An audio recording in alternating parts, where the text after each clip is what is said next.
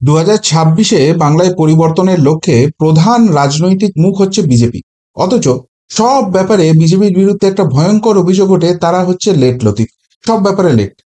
এবং সেটা প্রার্থী ঘোষণা হোক, সেটা যে ইস্তেহার প্রকাশ করা হয় নির্বাচন উপলক্ষে সেই হোক, সাংগঠনিক রদবদল হোক, সব জায়গাতেই বিজেপি লেটটা করে। এবং এই জায়গাতেই তৃণমূল কংগ্রেস কিন্তু অনেকটা বাফার টাইম পেয়ে যায়, যেটাও কিন্তু বিজেপির ভরাডুবির একটা বড় কারণ। কিন্তু আপনারা জানেন যে রাজ্য সভাপতি নির্বাচন নিয়ে দীর্ঘসূত্রিতা হওয়ার পর ফাইনালি শ্রমিক ভট্টাচার্যকে সেখানে দায়িত্ব দেওয়া হয়েছে। আর এবার আর একটা সেকেন্ডও, একটা মুহূর্তও নষ্ট করতে চাইছে না বিজেপি। কেননা যেটুকুনি বোঝা যাচ্ছে যে মোটামুটি ফেব্রুয়ারি মাসের কোনো একটা সময়ে নির্বাচন কিন্তু ঘোষণা হয়ে যেতে পারে। এবং সেক্ষেত্রে বিজেপির হাতে থাকছে মেরে কেটে 6 থেকে 7 মাস। আর তাই এই সময়টাকে পূর্ণ উদ্যমে কাজে লাগাতে হবে এবং এই সময়ের একটা বড় অংশ মাথায় রাখতে হবে, বাংলা এবং বাঙালি কিন্তু উৎসবে মেতে থাকবে। দুর্গাপুজো হোক, ক্রিসমাস হোক, নববর্ষ হোক, অনেকগুলো কিন্তু ইভেন্ট রয়েছে। আর সেই উপলক্ষে 1 আগস্ট থেকে বিজেপির ফাইনাল ল্যাপের দৌড় শুরু হয়ে যাচ্ছে 26-এর লক্ষ্যে। 26-এর লক্ষ্যে সব থেকে বড় সাংগঠনিক রদবদল হতে চলেছে বিজেপিতে। বিজেপির রাজ্য কমিটিতে বড়সড় রদবদলের ছায়া, সংগঠন থেকে ভোট যোদ্ধাদের অব্যাহতি, প্রধান চ্যালেঞ্জ কাজের লোক পাওয়া। দেখুন, বিজেপি এবারে একটা সিদ্ধান্ত নিয়ে নিয়েছে, একটা নয় বেসিক্যালি দুটো সিদ্ধান্ত নিয়ে নিয়েছে। এক, যারা এমপি রয়েছেন, যারা সাংসদ রয়েছেন, তাদেরকে কিন্তু আর বিধানসভা নির্বাচনে লড়ানো হবে না।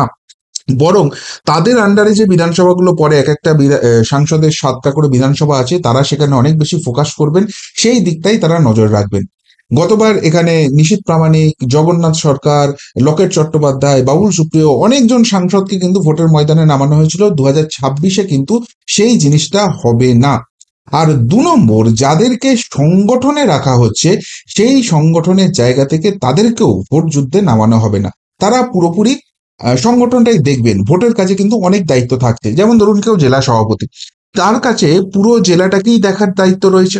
এই জায়গা থেকে তাকে যদি একটা বিধানসভায় দিয়ে দেওয়া হয়, তাহলে হয় তিনি সেই বিধানসভায় আবদ্ধ হয়ে যাবেন, তাহলে বাকি যে আসনগুলো রয়েছে ওই জেলার মধ্যে সেইগুলোতে তিনি দেখতে পাবেন না। আবার তিনি যদি বাকি সবগুলো দেখতে চান, তাহলে যে বিধানসভায় তাকে দায়িত্ব দেওয়া হবে, তাকে টিকিট দেওয়া হবে, সেই বিধানসভাটা মার খেয়ে যাওয়ার চান্স রয়েছে। ফলে সংগঠনে যারা রয়েছেন জেলা স্তর অবধি, তাদেরকে নির্বাচনে লড়ানো হবে না। এবার যেটা রাজ্য সভাপতি ঘোষণা হওয়ার পর সিদ্ধান্ত হয়েছে, তাহলে রাজ্য কমিটি যেটা হতে চলেছে, সেই রাজ্য কমিটিতে যারা থাকবেন তাদেরকে নির্বাচনে লড়ানো হবে। এক্ষেত্রেও কিন্তু সেই একই ফর্মুলায় বিজেপি হাঁটতে চলেছে, এমন একটা ইঙ্গিত কিন্তু উঠে আসছে। আর সেক্ষেত্রেই প্রশ্ন উঠছে, তাহলে কারা থাকছেন আর কারা যাচ্ছেন।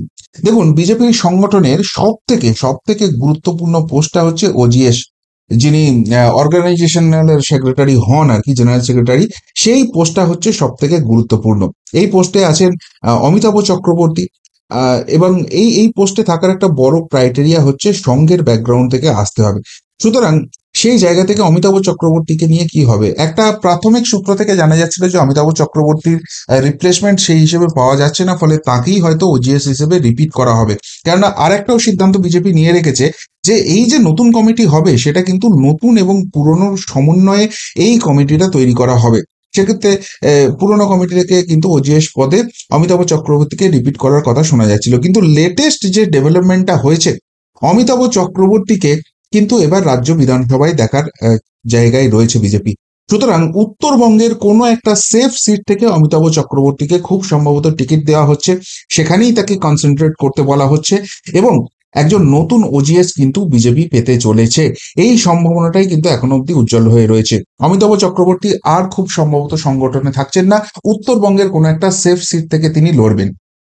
2 নম্বর যে পোস্টগুলো খুব ইম্পর্টেন্ট, বাকি পোস্টগুলো দেখুন তার একটা গুরুত্ব রয়েছে, কিন্তু অতটাও গুরুত্ব নয়। বিজেপির যে স্ট্রাকচার রয়েছে সেখানে সাধারণ সম্পাদক এই পোস্টগুলো কিন্তু খুব গুরুত্বপূর্ণ। সেখানে বর্তমানে 5 জন রয়েছেন।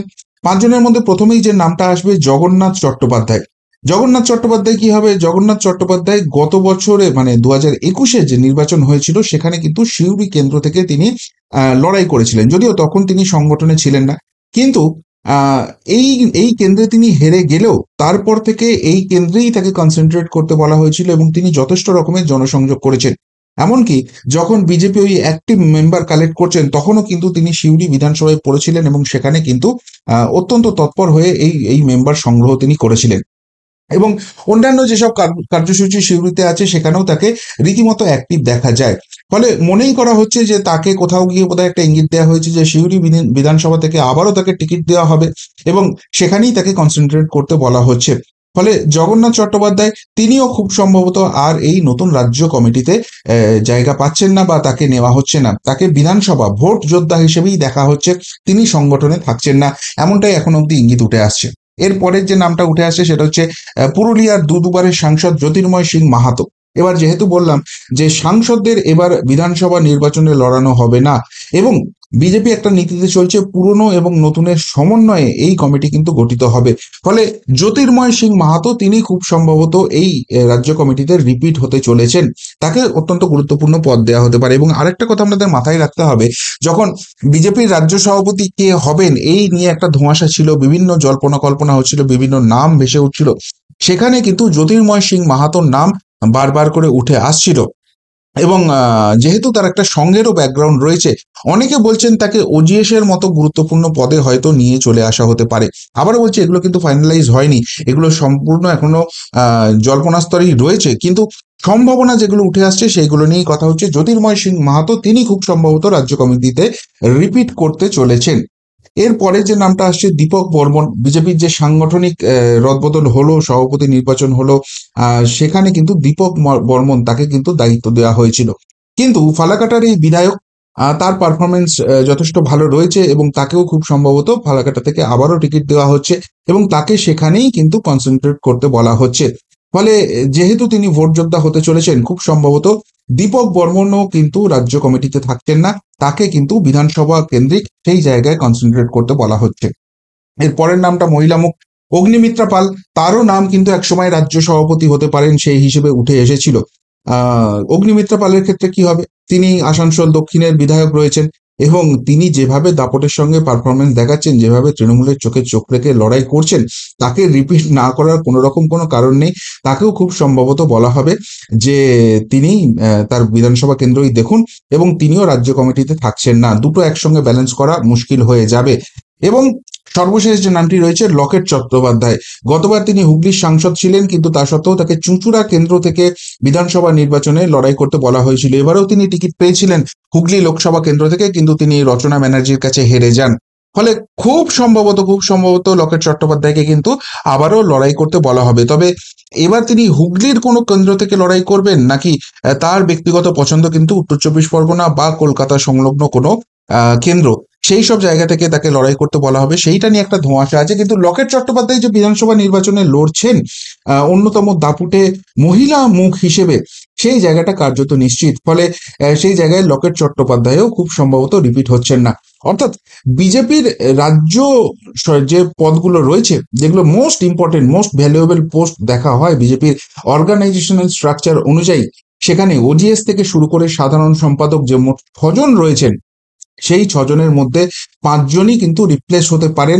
একমাত্র জ্যোতির্ময় সিং মাহাতো তিনি কিন্তু এই পদে থাকতে পারেন, এমন একটা সম্ভাবনার কথা জানা যাচ্ছে। কিন্তু যাই হোক, এই নিয়ে বিস্তারিত আলোচনা হবে, বিজেপির যে বিভিন্ন মোর্চাগুলো রয়েছে সেই মোর্চাগুলোর সঙ্গে ডিটেলসে কথা বলা হবে এবং কি স্ট্র্যাটেজি হতে পারে সেই জায়গাটা ফাইনালাইজ করা হবে। রাজ্য সভাপতি শ্রমিক ভট্টাচার্য, সুনীল বানসালজি, মঙ্গল পাণ্ডেজি, অমিত মালব্যজি, এই যারা রয়েছেন, যারা পর্যবেক্ষক হিসেবে রয়েছেন, তারা কিন্তু 1 আগস্ট থেকে শুরু করে প্রথম 4 দিন তারা দফায় দফায় বৈঠক করবেন, বিভিন্ন মোর্চার সঙ্গে বৈঠক করবেন এবং তারপরই বিভিন্ন মোর্চার মুখ এবং কে কোন সংগঠনের কোন পদে বসছেন সেই জায়গাটা ডিক্লেয়ার হতে চলেছে। এবং যেহেতু 26-এর আগে এটা শেষ রদবদল, সুতরাং একটা মারাত্মক কিছু চেঞ্জ আসতে চলেছে, এই জায়গাটা কনফার্ম হয়ে যাচ্ছে। তবে বিজেপির একটা সূত্র আবার অন্য কথা বলছেন, সেটা হচ্ছে যে শ্রমিক ভট্টাচার্য তিনি রাজ্য সভাপতি হওয়ার পর তাকে কিন্তু আলাদা করে দিল্লিতে যেতে দেখা গেছে এবং সেখানে তিনি অমিত শাহজির সঙ্গেও বৈঠক করেছেন। এখন যিনি সর্বভারতীয় সভাপতি রয়েছেন জেপি নাড্ডাজির সঙ্গেও বৈঠক করেছেন। এমনকি বিজেপির সর্বভারতীয় ক্ষেত্রে যিনি ওজিএস আছেন সেই বিএল সন্তোষজির সঙ্গেও তার বৈঠক হয়েছে। এবং এখন আপনারা জানেন যে দিল্লিতে সংসদ অধিবেশন চলছে, তিনি দিল্লিতেই রয়েছেন, ফলে দফায় দফায় তার কিন্তু বিভিন্ন শীর্ষ নেতৃত্বের সঙ্গে বৈঠক করার একটা জায়গা তৈরি হয়ে গেছে এবং সেখানেই একটা রূপরেখা মোটামুটি ঠিক হয়ে গেছে। সেখানেই একটা ভাবনা চিন্তা, কেন্দ্রীয় নেতৃত্ব কোন পথে ভাবছে সেই জিনিসটাও মোটামুটি কনফার্ম হয়ে গেছে। এবং সুনীল বনসালজির সঙ্গেও কিন্তু কেন্দ্রীয় নেতৃত্বের একটা আলোচনা হয়ে গেছে। ফলে মোটামুটি নামগুলো সব ঠিকই হয়ে আছে। এটা শুধুমাত্র সহমতের ভিত্তিতে মোর্চাগুলোর সঙ্গে কথা বলে শুধুমাত্র ফাইনালাইজ করার প্রসেস হবে। এটা এমন কিছু ডিটেল ডিসকাশন হতে যাচ্ছে না, বা কোন পদে কাকে বসানো হবে সেটা নিয়ে খুব বেশি যে এটা নিয়ে ভাবনা চিন্তা করার জায়গা আছে সেটা নয়। বিভিন্ন যে সমীক্ষা ইতিমধ্যেই হয়েছে, আপনারা জানেন যে 8খানা সমীক্ষক দল তারা কিন্তু পশ্চিমবঙ্গে সমীক্ষা করে চলেছে, এবং সেখান থেকে যা ইনপুট পাওয়ার কেন্দ্রীয় নেতৃত্ব ইতিমধ্যেই পেয়ে গেছেন। সেই অনুযায়ী রাজ্য সভাপতিকে তারা ইনস্ট্রাকশন দিয়ে দিয়েছেন, এবং সেই ইনস্ট্রাকশন অনুযায়ী কিন্তু এই 4 দিনে এবার বাকি কমিটি তৈরি হতে চলেছে। এবং একবার যখন এই কমিটি তৈরি হয়ে যাবে তখন কিন্তু আর সময় নষ্ট করার সময় নেই। এবার কিন্তু পুরোপুরি অ্যাক্টিভ মোডে নেমে পড়তে হবে, প্রতিটা ইস্যুতে তৃণমূলকে চেপে ধরতে হবে, এবং 26-এর পরিবর্তনের জন্য বিজেপি যে তৈরি সেই হাওয়াটা কিন্তু তৈরি করে দিতে হবে। কেননা এখনো অবধি যে মোর্চার প্রধানরা রয়েছেন বা বিভিন্ন যে রাজ্য কমিটি রয়েছে তারা কি করবেন সেই জায়গাটায় কিন্তু তাদের কাছে ক্লিয়ার আইডেন্টিটি নেই। যে তাদেরকে যদি ভোট যুদ্ধে লড়তে হয় সেটা একরকমের স্ট্র্যাটেজি হবে, তাদেরকে যদি সংগঠন দেখতে হয় একরকমের স্ট্র্যাটেজি হবে, আবার সংগঠনে এখন কিছু করতে গেলে কিভাবে কি হবে, একটা জগা খিচুড়ি ব্যাপার হয়ে রয়েছে। ফলে যে যে ইম্প্যাক্টটা বাংলা এবং বাঙালি দেখতে চাইছে সেই জায়গাটা কিন্তু বিজেপি করতে পারছে না, এটা কঠিন বাস্তব সত্য। এবং সেটা যতক্ষণ পর্যন্ত না করতে পারছে ততক্ষণ পর্যন্ত কিন্তু 26-এর যুদ্ধে অ্যাডভান্টেজ বিজেপি রয়েছে। এবং এত ভালো হাওয়া থাকার পরেও যদি বিজেপি সেটাকে কনভার্ট করতে না পারে তাহলে কিন্তু বিজেপি এই রাজ্যে পিছিয়ে যেতে পারে। এইটা আর নতুন করে বলার কোনো জায়গা নেই। ফলে অগস্ট মাস পড়লেই বিজেপি 26-এর দৌড়ে ফাইনাল ল্যাপে কিন্তু তারা ঢুকে পড়ছে, এবং সংগঠনকে সাজিয়ে নিয়ে জোরদার করে ময়দানে নেমে পড়ছে। এবং শুভেন্দু অধিকারী একা যে দৌড়টা দৌড়চ্ছেন সেটা গোটা বিজেপিকে, ইউনাইটেড বঙ্গ বিজেপিকে করে এবার কিন্তু ময়দানে নামার সময় হয়ে গেছে। সেই বার্তা কিন্তু বিজেপি কনফার্ম করে দিচ্ছে। আপনাদের কি মনে হয় সত্যিই যে এই রাজ্য কমিটির রদবদল হচ্ছে, সাংগঠনিক রদবদল হচ্ছে, এরপর যে বিজেপিকে বাংলা এবং বাঙালি দেখতে চাইছে পরিবর্তনের লক্ষ্যে, সেই ছবিটা কি শ্রমিক ভট্টাচার্যের নেতৃত্বে সত্যি বঙ্গ বিজেপি দেখাতে পারবে? উত্তরটা অবশ্যই কমেন্ট বক্সে কমেন্ট করে জানাবেন। এখনকার মতো এখানেই শেষ করলাম, ফেরত আসছি নতুন প্রতিবেদন নিয়ে খুব তাড়াতাড়ি। ভালো থাকবেন, সাথে থাকবেন, পাশে থাকবেন। নমস্কার।